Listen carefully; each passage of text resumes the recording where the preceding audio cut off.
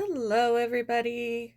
Welcome to today's devotion for January 23rd. Excuse me.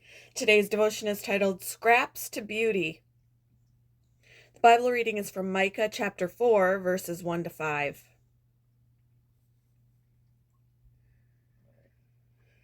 In the last days, the mountain of the Lord's temple will be established as the highest of the mountains.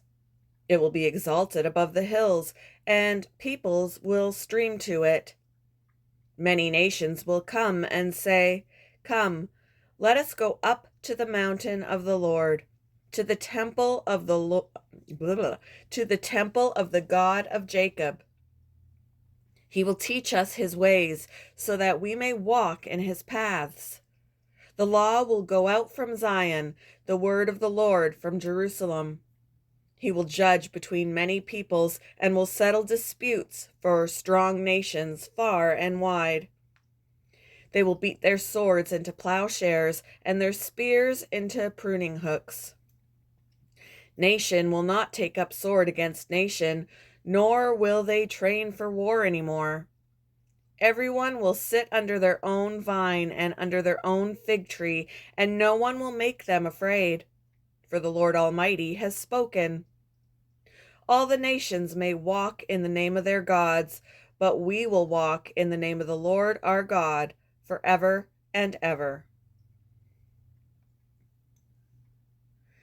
My wife Miska has a necklace and hoop earrings from Ethiopia.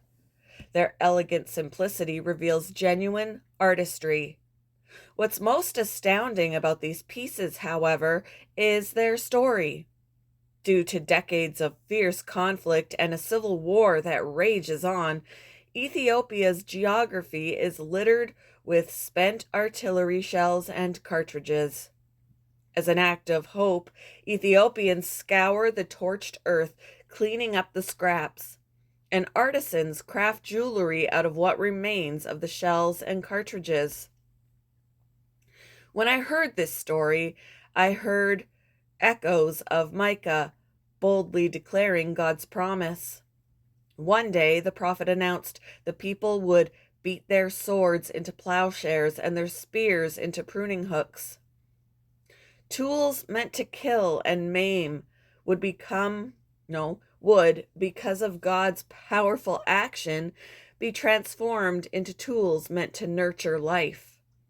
In God's coming day, the prophet insisted nation will not take up sword against nation, nor will they train for war anymore.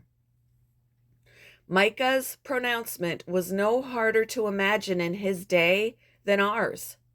Like Israel of old, we face violence and war, and it seems impossible that the world could ever change. But God promises us that by his mercy and healing, this astounding day is coming. The thing for us then is to begin to live this truth now. God helps us to take on his work even now, turning scraps into beautiful things. Where have you seen evil transformed by God's love? How can you turn scraps into beauty? Thank you for joining me for today's devotion, and I hope you all have a wonderful day.